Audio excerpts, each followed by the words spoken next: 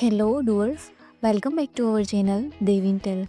Today we will see how to lock and unlock Helpdesk Ticket using this our Dev Helpdesk Ticket Lock via Helpdesk app. So let's see about that. First install this module, so click on this activate button. Now our module is installable. First go to Helpdesk app, go to tickets, go to anyone and see here this lock ticket. Now click on and here lock start date and end date. Now create this. See here this message. This ticket is currently locked. Only Mr. Admin can edit it. And also display in ticket history with start date and end date. And logged by user admin.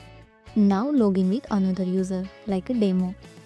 See here this also display unlock ticket. And when I try to unlock this ticket and then display validation error, only admin can unlock this ticket. Now again log in with admin. And now unlock this ticket. So see here, I can easily do it.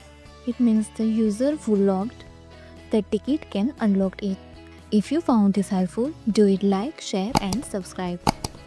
Thanks for watching this video.